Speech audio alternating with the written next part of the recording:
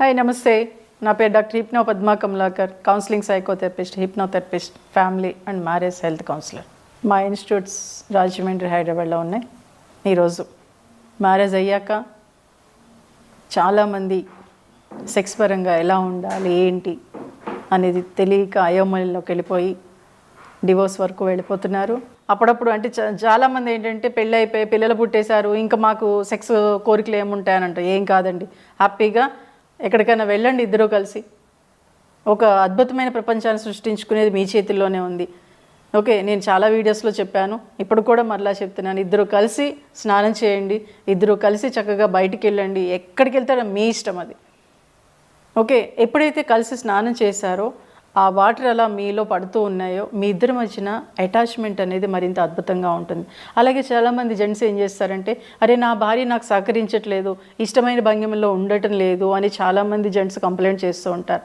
But మీరు అసలు చెప్తేగా మీ భార్యకి, బయట దానితో చెప్పినప్పుడు మీ భార్యతో మీరు ఎందుకు చెప్పరు? కాబట్టి మీ భార్యతో మీరు తన స్నేహపూర్వకంగా చాలా ఫ్రీగా మాట్లాడడానికి ప్రయత్నం చేయండి. ఎప్పుడైతే అలా ప్రయత్నం చేశారో తను కూడా ఇష్టపడచ్చు. అంటే కొన్ని భంగిమలు భార్య ఇష్టపడకపోవచ్చు, అప్పుడు మీరు స్మూత్గా సున్నితంగా చెప్తే తను కూడా యాక్సెప్ట్ చేస్తుంది. అలాగే ఏంటంటే ఎప్పుడు కూడా ఎలా ఉంటుందంటే, పూర్వం పెళ్ళయిన తర్వాత హనీమూన్కి అని చెప్పేసి ఇప్పుడు కూడా ఎక్కడెక్కడో ఊటీ, కొడైకెనాల్ ఏదో మంచి మంచి ప్లేసులకి లేకపోతే యూఎస్ ఎలా పంపించేస్తుంటారు. అది కాదు. చక్కగా గుళ్ళకు వెళ్ళండి, పురాతనమైన గుళ్ళకు వెళ్ళండి. ఒక వైఫ్ అండ్ హస్బెండ్ ఎలా ఉండాలో భంగిమలతో సహా గుళ్ళ చుట్టూ అవి చెక్కు ఉంటాయి. ఎప్పుడైతే ఆ గుడులకు వెళ్ళారో ఒక భార్యాభర్త అవి చూస్తూ ఉంటారో వాళ్ళ ఆ కోరికలు అనేవి పెరుగుతూ ఉంటాయి. ఎప్పుడైతే కోరికలు పెరిగాయో అప్పుడు వీళ్ళిద్దరి అటాచ్మెంట్ మరింత అద్భుతంగా ఉంటుంది. ఎందుకంటే ఈ ప్రపంచంలో అన్నిటికన్నా చక్కటి టానిక్ ఏంటంటే వైఫ్ అండ్ హస్బెండ్ రిలేషన్లో సెక్సే. దాన్ని మనం మర్చిపోతున్నాం. ఇప్పుడు ఈ మధ్య నేను పెళ్ళైన వాళ్ళు కూడా 3 monthsకో 4 monthsకో లేదా 6 monthsకో కలుస్తున్నారు. అది కాదు. పెళ్ళైన కొత్తలో చక్కగా రోజు కలుస్తూ ఉంటేనే మీ ఇద్దరి మధ్యన అటాచ్మెంట్ మరింత బాగా పెరుగుతుంది. అలాగే తర్వాత క్రమంలో అరే ఇప్పుడు ఒకరోజు కలిసినా హ్యాపీగా ఉండాలంటే మీరు మాట్లాడుకునే విధానం, మీ కమ్యూనికేషన్ ఎంత లవ్లీగా ఉంటే మీ లైఫ్ కూడా అంత లవ్లీహుడ్గా ఉంటుంది. సో కాబట్టి మీరు చేసే ప్రతి పనిలోనూ తన భార్యని మీద ఎప్పుడు లేదా భర్త మీద ఎప్పుడూ కంప్లైంట్స్ కాదండి.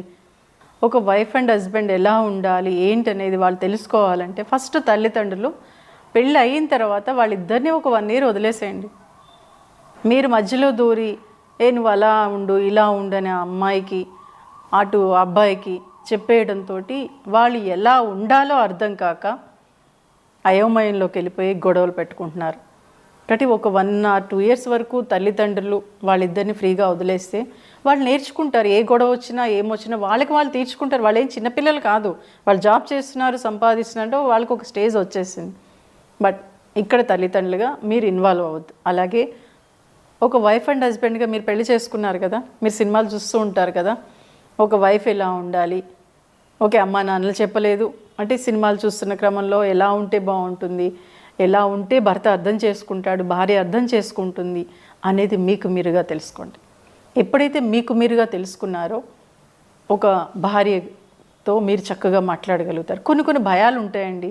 ఎందుకంటే మన సంస్కృతి, భారతదేశ సంస్కృతి ఆడపిల్ల ఇలా ఉండాలి అలా ఉండాలని చెప్పడంతో భర్త దగ్గరికి వచ్చేటప్పటికి కాస్త భయపడుతుంది. అరే భర్తతో ఏమన్నా అంటే ఏమనుకుంటాడో, లేకపోతే ముందే ఎక్స్పీరియన్స్ ఉందా అని అడిగేస్తాడేమనే భయంతో ఎక్కువగా మీతో ఫ్రీగా ఉండలేదు.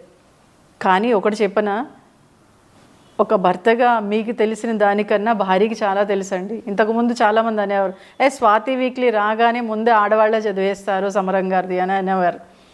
కాబట్టి తను కొద్దిగా తెలుసుకున్నా ఎక్కువగా దాని గురించి థింక్ చేయగలుగుతుంది, 10 మందిని అడగగలుగుతుంది. సో కాబట్టి ఆ ఆలోచన తనలో ఉంటుంది. కాబట్టి ఏదున్నా మీరు లవ్లీగా మాట్లాడుతున్నారా లేదు. ఎందుకంటే 10 మందిని వదిలేసి మీ ఇంటికి వస్తుంది ఒక అమ్మాయి, మీరు ఎవరిని వదలరు, మీ తల్లిదండ్రులతో ఉంటారు, మీ అక్క చెల్లెలతో ఉంటారు అన్నది. సో కాబట్టి మీరు తనతో ఫ్రీగా మాట్లాడడానికి ట్రై చేయండి. ఇక్కడ ఎలా ఉంటుందంటే మా అమ్మలా ఉండు, మా అక్కలా ఉండు అని పోల్చకండి. అలాగే నువ్వు అలా బయట వాళ్ళు చూడు ఎంత అందంగా ఉన్నారో, బయట వాళ్ళు చూడు ఎలా శారీ కట్టుకుంటున్నారో, వాళ్ళు ఎంత అద్భుతంగా ఉన్నారనేది కూడా దయచేసి అనద్దు. మీరు ఇష్టపడే కదా అమ్మాయిని చేసుకున్నారు. సో కాబట్టి తనని తనలాగే ఉండనివ్వండి. అమ్మలా కూరలు చేయలేదు, నాన్న అక్కలా చేయలేదని కూడా అనద్దు.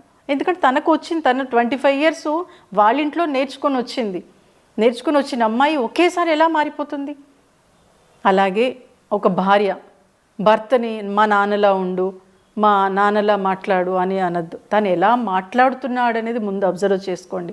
మీరు ఎదురుగా కూర్చొని లవ్లీగానే మాట్లాడుకోవడానికే ట్రై చేయండి. కానీ చాలామంది ఈ మధ్య నేను అబ్జర్వ్ చేసింది, ఇగో మా అమ్మని నువ్వు అలా అన్నావు, లేకపోతే పెళ్ళిలో అలా అన్నావు, ఇలా ఉన్నావు, ఈ విషయాలు వచ్చేస్తున్నాయి. అవి అవసరమా? అవి మీకు తిండి పెడుతున్నాయా? అవి మిమ్మల్ని హ్యాపీగా ఉండేలా చేస్తున్నాయా? లేదు కదా. సో కాబట్టి మీరు లవ్లీగా మాట్లాడుకోవడానికి ట్రై చేయండి. భర్త ఆఫీస్ నుంచి రాగానే భారీ భుజం తడుతూ, తిన్నావా, లేకపోతే కాఫీ తాగుదామా అని లవ్లీగా అడగండి. లవ్లీగా మాట్లాడడానికి ట్రై చేయండి. అదే బయట ఆడదాంతో ఎంత అద్భుతంగా మాట్లాడేస్తారండి. అసలు ఎక్కడ లేని కబుర్లు వచ్చేస్తాయి. ఇక్కడ మీ వ్యక్తితనం, మీ సొంతం. సో కాబట్టి ఒక భర్త కానీ భార్య కానీ మీ భర్తతో మాట్లాడేటప్పుడు లేకపోతే మీ భార్యతో మాట్లాడేటప్పుడు వాళ్ళు హ్యాపీగా మనం మాట్లాడే మాటను రిసీవ్ చేసుకుంటున్నారు లేదా అబ్జర్వ్ చేస్తూ మాట్లాడండి. అలాగే మీకు ఇంకా కోపంగా ఉంది, చాలా అనీజీగా ఉందనుకున్నప్పుడు చక్కగా భర్త పక్కన భార్య పక్కన కూర్చొని చేయి పట్టుకొని కాసేపు అలా ప్లెజెంట్గా ఉండిపోండి. అలాగే మీకు కోపంగా ఉన్నప్పుడు హ్యాపీగా పడుకోండి. మార్నింగ్ లేచినప్పుడు ఇద్దరు కలిసి రావే కాసేపు బయటికి వెళ్దాం, పని ఉందని అని భార్య అందనుకోండి, సర్లే నేను నీకు హెల్ప్ చేస్తాలే అని చెప్పండి. అలాగే ఇద్దరు కలిసి సో కాబట్టి మీరు చేసే ప్రతి పనిలోనూ తన భార్యని మీద ఎప్పుడు లేదా భర్త మీద ఎప్పుడూ కంప్లైంట్స్ కాదండి. కంప్లైంట్స్ 2 ఉంటే మంచి 8 ఉంటాయి. ఆ 8ని మీరు మర్చిపోతున్నారు. సో వాటిని బయటకు తీయండి. మీరు ఇష్టపడే కదా పెళ్లి చేసుకున్నట్టే తనలో ఎన్నో మంచి విషయాలు ఉండబట్టే కదా మీరు మీ భర్తని కానీ మీ భార్యని కానీ మీరు చేసుకున్నారు. అంటే ఆ మంచిని మీరు ఎప్పుడైతే అప్పుడప్పుడు నువ్వు ఆ రోజు భలే ఉన్నావే, ఆ రోజు చాలా బాగున్నావు, ఆ శారీలో చాలా బాగున్నావు, లేకపోతే అక్కడికి వెళ్ళినప్పుడు ఎంతో బాగున్నావు, అలా భర్తని పొగడండి, భార్యని పొగడండి. ఎప్పుడైతే చిన్న చిన్న ఆ మాట, ఆ చిన్న చిన్న టచ్లు మిమ్మల్ని మరింత హ్యాపీగా ఉండేలా చేస్తాయి. అలాగే ఏంటంటే పడక గదిలోకి వెళ్ళినప్పుడు బయట సమస్యలన్నీ వదిలేసేయండి. ఎప్పుడైతే చాలామంది మగాడు కానీ ఆడది కానీ ఇంట్లోకి లోపలికి చక్కగా పడుకుందామని వెళ్ళేటప్పటికి ఆ రోజు ఇలా ఉన్నావు, ఈరోజు ఇలా చేసావు, లేకపోతే దీనికి ఇది కావాలి అని బెడ్రూమ్లో మొదలు పెడతారు. ఆ ఎట్టి పసులు చేయదు. చక్కగా లవ్లీగా మాట్లాడుకోండి, సరదాగా మాట్లాడలేదు. సినిమాలో మంచి సీన్ ఏమైనా మీకు నచ్చిందంటే అప్పుడు కాసేపు మాట్లాడుకోండి. అలా మాట్లాడుకుంటూనే మీరు మీ పనిలోకి వెళ్ళినప్పుడు హ్యాపీగా లైఫ్ని ఎంజాయ్ చేయగలుగుతారు. బట్ ఎప్పుడూ కూడా ఎలా ఉంటుందంటే సమస్యలని ఎప్పుడు వస్తూ ఉంటే భార్యాభర్తల మధ్యన కూడా సమస్యలు వస్తాయి. బట్ సమస్యలు వచ్చినప్పుడు ఎప్పుడు కూడా భార్య అంటే చాలామంది భార్యలు ఏం చేస్తూ ఉంటారంటే కొంతమంది ఏంటంటే భర్తకి దూరంగా ఉంటారు, లేదా పుట్టింటికి వెళ్ళిపోతూ ఉంటారు. కొన్ని సంవత్సరాలు కూడా దూరంగా ఉంటారు, కొన్ని నెలలు పుట్టింటికి వెళ్ళిపోతారు. అది ఎట్టి పసులు చేయదు. గొడవ పెట్టుకున్న కాసేపటికే మాట్లాడేయండి. ఆ గొడవ పెట్టుకున్న నైటే ఫిజికల్ రిలేషన్ ఉండేలా చూసుకోండి. ఎప్పుడైతే అవన్నీ చేశారో ఈ సమస్యలన్నీ పటాపంచలు వెళ్ళిపోతాయి. బట్ మహిళ మీరు ఆలోచించండి, ఒక సమస్య వచ్చినప్పుడు ధైర్యంగా ఎదుర్కొని ధైర్యంగా సాల్వ్ చేసే కెపాసిటీ మహిళకు ఉంటుంది. సో కాబట్టి మీ ఫ్యామిలీలో మీ వైఫ్ అండ్ హస్బెండ్ మధ్యన సమస్యలు ఏమైనా వస్తే మీకు మీరుగా సాల్వ్ చేసుకోండి. థర్డ్ పర్సన్ ఎంటర్ అవ్వకండి. మీరిద్దరే కూర్చొని సాల్వ్ చేసుకోండి ఏ సమస్య వచ్చినా కానీ. అలా ఎప్పుడైతే సాల్వ్ చేసుకున్నారో మీరు మరింత అద్భుతంగా ఉండగలుగుతారు. ఇంకొకటి కూడా ఉండాలి, మన ఇంటికి ఎన్ని కీస్ ఉంటాయండి? 2 కీస్ కంపల్సరీ ఉంటాయి కదా. ఒకటి భార్య దగ్గర, ఒకటి భర్త దగ్గర ఉంటాయి. అంటే చాలా ఫ్రీగా ఏదైనా మనం తీసుకొని లోపలికి వచ్చేయచ్చని భార్య భర్త అనుకుంటారు కదా. అలాగే మీ ఫోన్లో మీరు లాక్ పెట్టుకోకండి. ఎందుకు లాక్ పెట్టుకోవాలి? భార్య అయినా సరే భర్త ఫోన్ తీసేలా ఉండాలి, భార్య ఫోన్ భర్త తీసేలా ఉండాలి, భర్త ఫోన్ భార్య తీసేలా ఉండాలి. లాక్ అవసరమా? మీ ఇద్దరి మధ్యన అది ఉంటే మటుకు కొంతకాలం లాక్ లేకపోయినా సరే మీ ఫోన్ ఎవరు ముట్టుకోరు, మీ భర్త కానీ మీ భార్య కానీ. మీ ఇద్దరి మధ్యన రహస్యాలు ఏముంటాయి చెప్పండి? ఓకే, ఎప్పుడోదో ఉందని ఇప్పుడు కూడా ఉండాల్సిన అవసరం లేదు కదా. ఏదైనా ఉన్నా చక్కగా మాట్లాడుకోండి. ఎప్పుడైతే అలా మాట్లాడుకున్నారో, ఎప్పుడైతే లాక్ లేదో మీరు హ్యాపీగా మీ ఫ్యామిలీని లీడ్ చేయగలుగుతారు.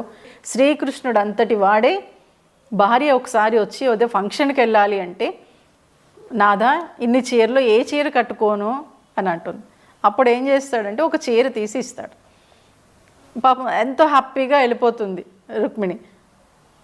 వెళ్ళిపోయిన తర్వాత నారదుడు అడుగుతాడు, ఏంటి స్వామి ఆ చీర తీసిచ్చారంటే అది వాళ్ళ నాన్న పెట్టిన చీర అని శ్రీకృష్ణుడు అంతటి వాడే చెప్పాడు. అంటే వాళ్ళ నాన్న పెట్టిన చీర ఇస్తే ఎంత హ్యాపీగా తను ఫీల్ అవుతుంది. అలాగే మీరు కూడా అప్పుడప్పుడే మీ నాన్న చాలా చక్కగా మాట్లాడతాడే, మీ అమ్మ చాలా ఇదిగా ఉంటుంది, మీ తమ్ముడు ఇలా చిన్న చిన్నవి ఒక చిన్న మాట మీరు ఎప్పుడైతే మాట్లాడారో మిమ్మల్ని నెత్తి మీద పెట్టుకొని చూసుకుంటుంది భార్య. సో కాబట్టి ఫిజికల్ రిలేషన్కి ఎప్పుడు దూరంగా ఉండదు భార్యాభర్తలు. అలాగే మీ కమ్యూనికేషన్ సరిగ్గా ఉండేలా చూసుకోండి. మీ టచ్ కూడా అప్పుడప్పుడు చిన్న చిన్న లవ్లీ మాటలు మాట్లాడుకోండి ఎందుకంటే మీరు భార్యాభర్తలు, బయట వాళ్ళు కాదు. మీరు మాట్లాడుకు ఇంకెవరు మాట్లాడతారు? మీ భార్యతో మీరు బాగా మాట్లాడండి, మీ భర్తతో మీరు బాగా మాట్లాడండి. అప్పుడప్పుడు చిన్న చిన్న చిలిపి కోరికలు, ఎందుకంటే కిచెన్లో భార్య ఉన్నప్పుడు వెనక నుంచి భార్యని వాటేసుకుంటేనంటే చాలా హ్యాపీ ఫీల్ అవుతుందంట.